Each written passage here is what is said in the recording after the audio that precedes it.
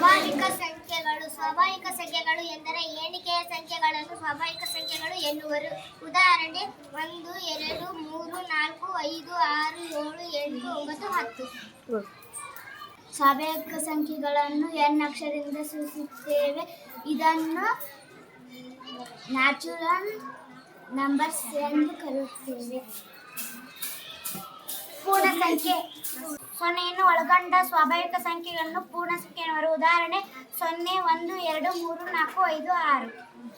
ಪೂರ್ಣ ಸಂಖ್ಯೆಯನ್ನು W ಅಕ್ಷರದಿಂದ ಸೂಚಿಸುತ್ತೇವೆ, ಏಕೆಂದರೆ ಆಂಗ್ಲ ಭಾಷೆಯಲ್ಲಿ ಹೋಲ್ ನಂಬರ್ ಎನ್ನುತ್ತೇವೆ. ಸಮಸಂಖ್ಯೆ ಎಂದರೆ ಎರಡರಿಂದ ಭಾಗವಾಗುವಂತಹ ಸಂಖ್ಯೆಗಳನ್ನು ಸಮಸಂಖ್ಯೆ ಎನ್ನುವರು. ಉದಾಹರಣೆ 2 4 6 8 10.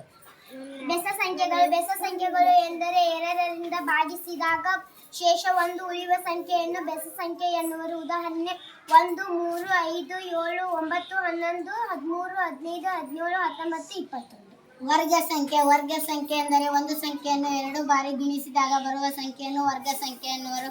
ಉದಾಹರಣೆ 1 ರ ವರ್ಗ 1, 2 ರ ವರ್ಗ 4, 3 ರ ವರ್ಗ 9, 4 ರ ವರ್ಗ 16, 5 ರ ವರ್ಗ 25, 6 ರ ವರ್ಗ 36, 7 ರ ವರ್ಗ 49, 8 ರ ವರ್ಗ 64, 9 ರ ವರ್ಗ 81, 10 ರ ವರ್ಗ 100. ಘನಸಂಖ್ಯೆ ಎಂದರೆ ಒಂದು ಸಂಖ್ಯೆಯನ್ನು 3 ಬಾರಿ ಗುಣಿಸಿದಾಗ ಘನಸಂಖ್ಯೆ ಬರುತ್ತದೆ. ಉದಾಹರಣೆ 1 ರ ಘಾತ 3 1, 2 ರ ಘಾತ 3 8, 3 ರ ಘಾತ 3 27, 4 ರ ಘಾತ 3 64, 5 ರ ಘಾತ 3 125, 6 ರ ಘಾತ 3 216.